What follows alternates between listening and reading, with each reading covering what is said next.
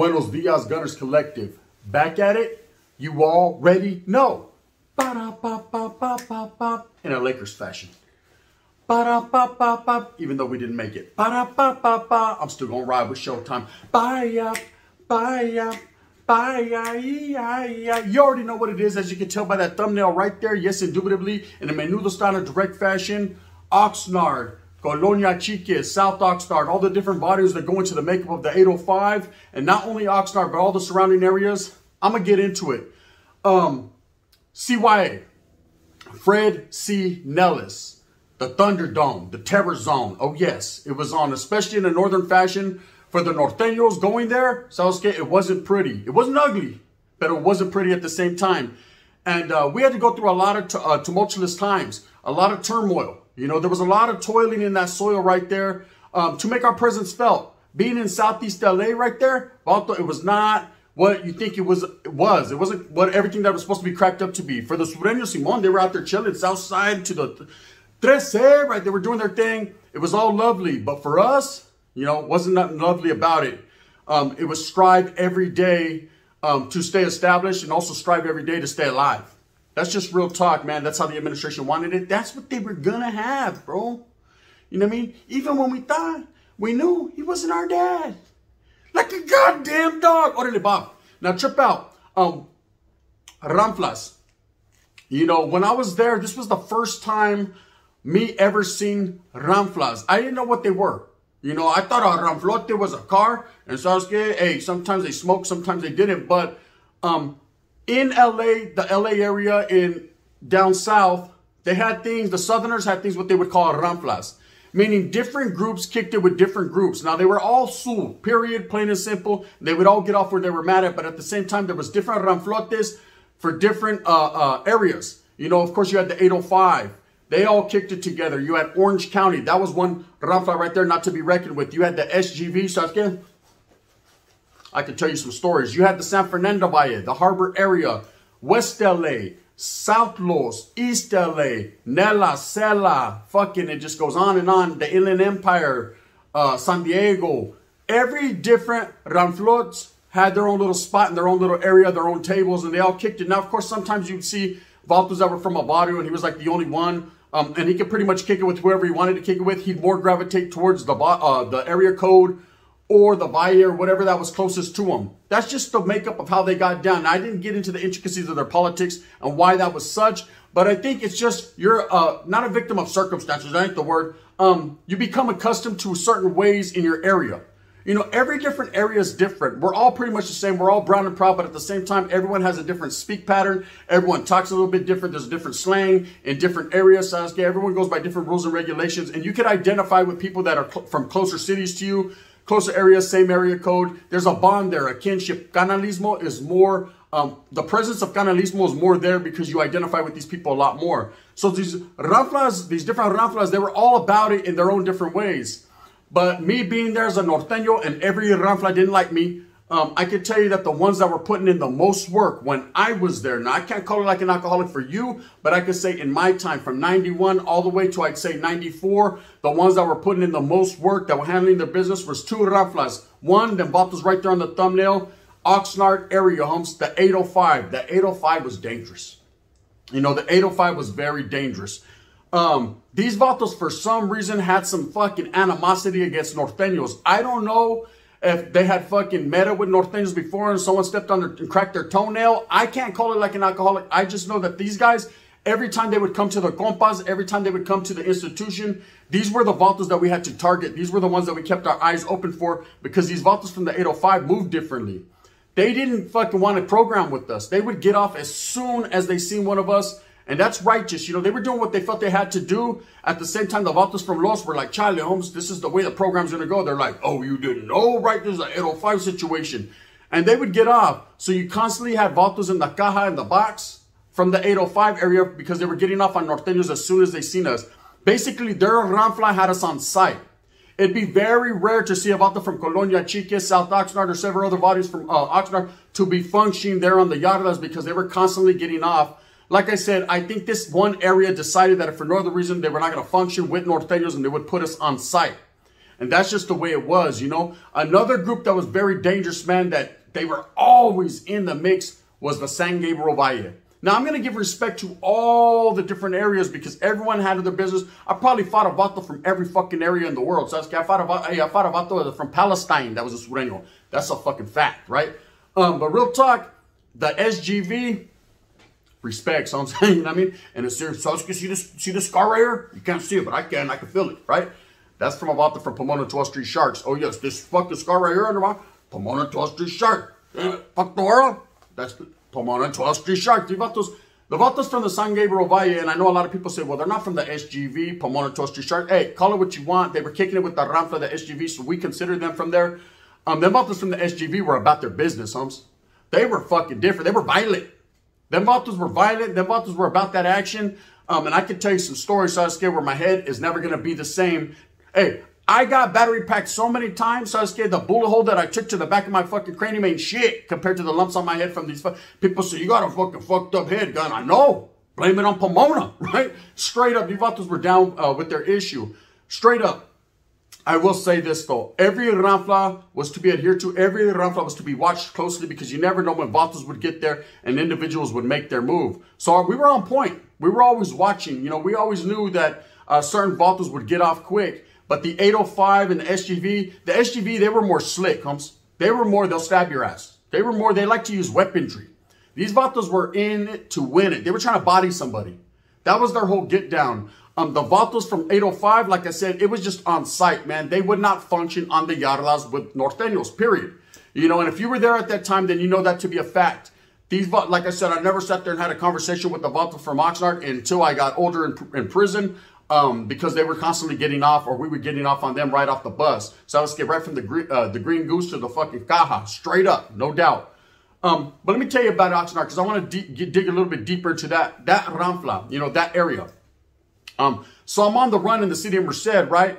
This was the time that I actually went in that bar, Maloney's, and I smacked that motherfucker Cisco, right, from Merced. I got off with him, hit him with the fucking glass in the face, so on and so forth. Anyways, I already told the story. He walked into the Merced Police Department and was like, he did it, right? So I was scared because the NF told him and he said, fuck DOs and whoop-de-whoop, right? Whatever the case may be, I was like, no, I don't even know nothing, right?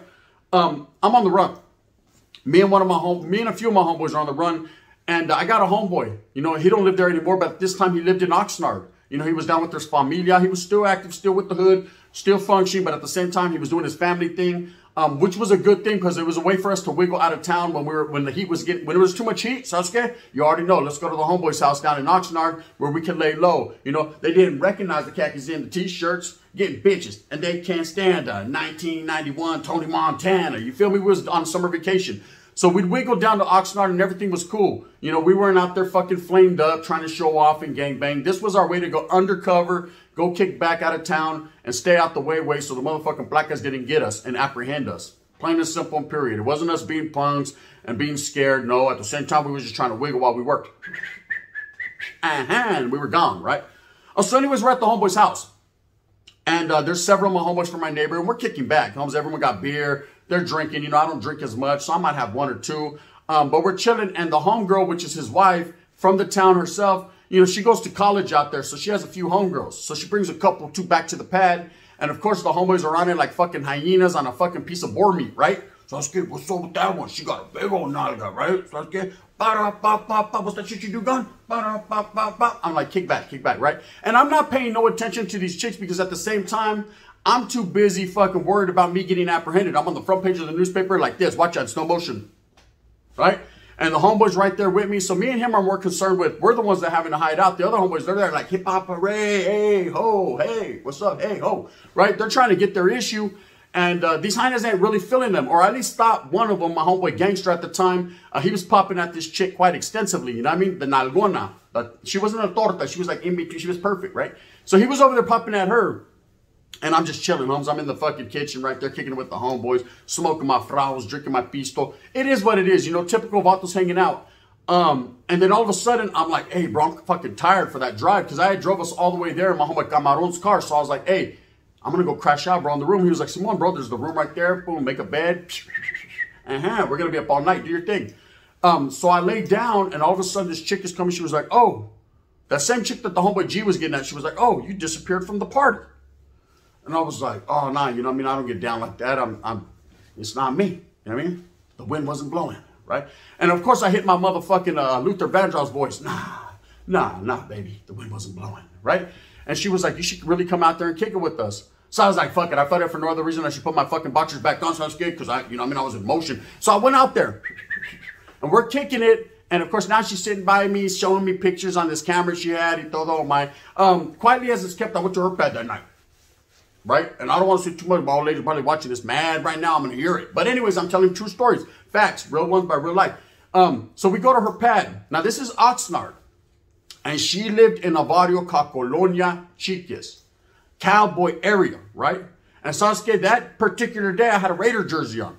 Now, of course, it was dark in the pad, and she wasn't really paying attention to my Raider jersey. She was more looking at my print in my pants. So when we get to her pad, it is what it is. Beep, boop, boop, boop. Next day, we wake up, right? And I'm like out there smoking a frajo on her porch, not even tripping. Raider down. It's like, you fuck the world. What the? And she goes, hey, you got to get in here. You got to get in here. I said, why? Are the Sureños tripping? They don't even know who I am. She was like, nah, you can't be wearing here. Take that jersey off. Put this on. She has a Cowboys jersey. And I was like, no, I don't fuck with the Cowboys. So I got to get down like that. Fuck Troy Aikman in that fashion. She was like, no, you need to wear this where you're at. They trip off jerseys here. If you're wearing that Raiders jersey, you're going to get smacked over here. That's a fact. And I was like, for reals, they be doing it like that? And I see Vatos already looking at me. They're like, right? They're already, hey, fucking Colonio controlamos todo, right? Get out of here, pibi chavala. No, they were about it. And then I reflected back to YA to the 805 area, and I realized I was in the 805 area, and these vatos moved different. So if they discovered that I looked like the opposition, and then they found out I was really a norteño, ooh, wee, pobre. See, I was going to have my head up my ass faster than a rabbit gets fucked, and I didn't want that problem or that issue. So what I decided to do was change that jersey. Yes, I did. I was cowboyed out that day. Emmett Smith, stand up. Orderly, number 22. I was Emmett, right? And she started to give me the details, this chick. Now, quietly as it's kept, that was a one-night stand. That was a one that day, right? I ended up going back with the homeboys, telling them to get down. So I was good. Don't no one wear your Raiders gear or your Cowboys gear. Fuck it. I don't know. I can't call it. This Heine's just saying we'll get killed around here. And the homeboy's like, fuck that. Only fuck it then. Let's just wearing a fucking 49ers gear. And I said, Charlie Holmes, you know, I don't even get down like that. Anyways, I end up wiggling back to the town of Merced, kicking back. I'm getting away. I'm moving and grooving. The heat gets hot. Cops are really looking for me. And me and the homeboy go back to Oxnard. We end up going back to Oxnard. I'm kicking it with this chick for about 2 weeks, staying at her pad. And the Sureños are really staring at me quite extensively. So I'm figuring I have to leave. I knew it was trouble when she was like, my baby daddy's coming over today. He's from the barrio, but don't trip. He ain't going to trip. Bitch, he's going to trip, right? So I just get straight up, right? And of course, fucking he came over. I was kind of posted up. Like, you know, I wasn't going to look down, head down or none of that. And he was kind of like, what's up? Where you from, homie? And I said, I'm from Merced. He was like, all right. He didn't know where that was from. All right. Ese Colonia. That's right, homie. You know what I mean? Do your thing. Dead end. He was like, he must have thought I was from Harpies or Whit. He was like, dead end. That's right, bro. That's right. That's it, right? Boom. Got his kid. Got some diapers. So I get some formula and did it pushing. And I was like, that was a good one. I didn't want to have to shoot him, right? So let's get allegedly. I didn't have nothing on me. Or did I? One never knows, does one. Anyways, fucking I was chilling. Anyways, me and the homeboy, that was about the time me and the homeboy Titi, my boy, right? We decided, if for no other reason, we should get the fuck up out of there and wiggle to Juarez. And you guys kind of know the story. We'll get quite extensive into that story. Just a little bit more detailed. You never know. I might even bring my homeboy on to tell it with me. Bang, bang. We're going to verify everything. Facts, you know? Anyways, with that being said, I kind of jammed from that Heina. It wasn't all what it was. You know what I mean? Tawanga. And then I bounced. But I always remembered, even to this day, and that's why I wanted to put this story out there, the Ranflas moved different. The 805 was always one of the most vicious, treacherous Ranflas in CYA. Now, up north was different, of course. All the Sureños pretty much stuck together. There was no Ranflas. They weren't deep enough to establish that. But being down south was something that a lot of Norteños would never experience, only those that were there. And I would say they moved differently. They had different carros, different cars. They're deep enough to do that. I remember Orange County, too. They were with the business. I used to see Orange County like, fuck, Holmes. They bought this from F Troop and La Hala, all those different areas. They were with it. They were with it. Santa Ana, all that. But I will say, man, the SGV and the 805, man, stand up. Those were the vatos that were putting in the most work. Like I said, 805 had the Norteños on site. That's a fucking fact, man. Anyone that was there that would say differently, so he's lying. You know what I mean? And he's dying for lying. Straight up, man.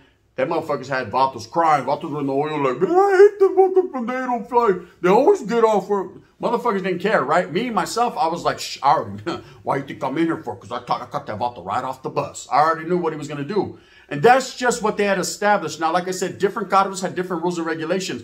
They were all Sul, period.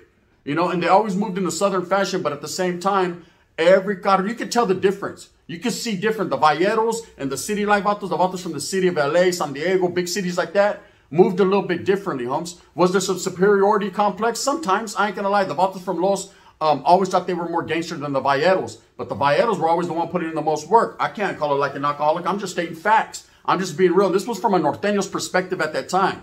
You know, I knew who was more dangerous than others. Now, everyone can fucking pick up a pedazo and handle their business. But at the same time, the ones that were using them the most were the Valleros, straight up, and the Vatos from the 805 area, first and foremost. And anyways, that's just how it was.